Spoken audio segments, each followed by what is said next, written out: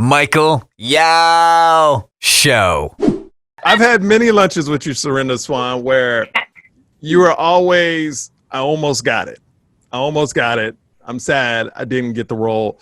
What has been your, because, you know, I like to do some inspiring stuff on this podcast too. What was your lowest low in Hollywood and what got you out of it? It's interesting because there's like so many different variations of low in this world or in this industry. It can be everything from like thinking that you're going to get a job to getting a job and then having it canceled. I think one of the most interesting experiences for my ego and for realizing the danger of projection was going from not working for a year to booking Feud, where I got to work with Susan Sarandon and Jessica Lange. Then I booked the new love interest of The Rock on Ballers, and then had a fight between Marvel and HBO to get me on the new Marvel television show where I was the lead female, and they were like, get ready, you don't even know what's gonna happen, like you gotta get your passport, we are gonna have, you know, we're gonna have premieres all over the world, it's gonna be an IMAX movie and then a television show, it's unprecedented. I had the head of Marvel Television call me and literally be like, I have 3 words for you, welcome to Marvel. And I was just like, like, yeah. Oh my God, I've been like so long. Cut to, they had to write me off Ballers because I was on Marvel, and Marvel was one of the most panned TV shows in history, The Inhumans. It just epically failed. And I left the show with 0 jobs and a shaved head and was like, cool.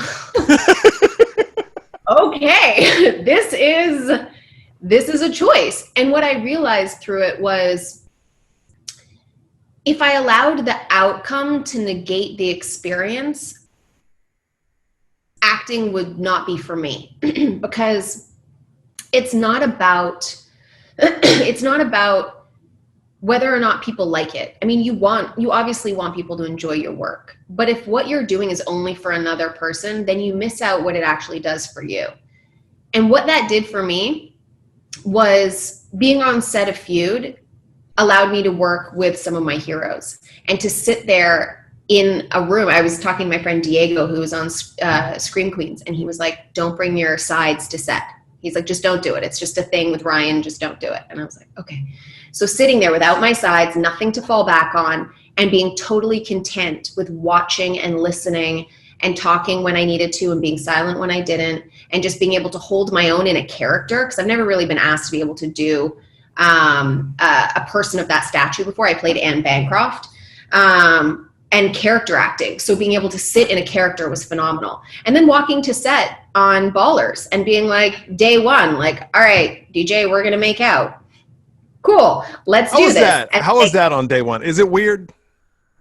Of course it's weird. But I have to say, one of the things that was really amazing about working with him was the night before I started Ballers, I got a text being like, hey, super excited you're on set. Can't wait to work with you. I think you're like super talented, and like, I'm going to try my best not to fuck up. See you tomorrow, DJ. And I was like, who the fuck is DJ Dwayne Johnson?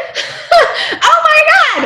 And I was like, cool. And I was like, I guess I get to call him DJ now. But it broke the ice, you know what I mean? And I just wrote back and was like, looking forward to it. I'll give you a big hug. Like, we've got this. And it was, my character was very different, and we kind of fought about it before, because I was like, the more of a strong woman you make her, it'll make him seem like a stronger man, because if she's the woman that he chooses to be, like, that was his ex-fiance, it was somebody that really meant a lot to him. If she's kind of like all the other girls on the show that, you know, they've kind of been in and out of, where it's like topless and all this, it doesn't honor their relationship in a way that I would want it to.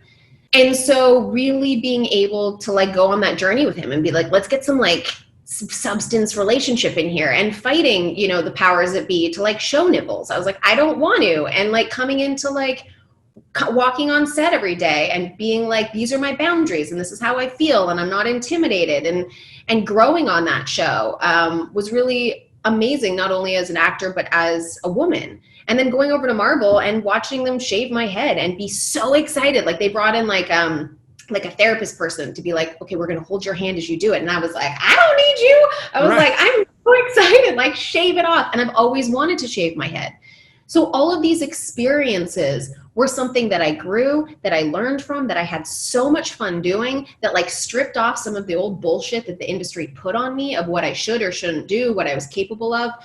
And just because they didn't work didn't mean, or just the fact that you could say like there was a failure involved doesn't mean that I was a failure.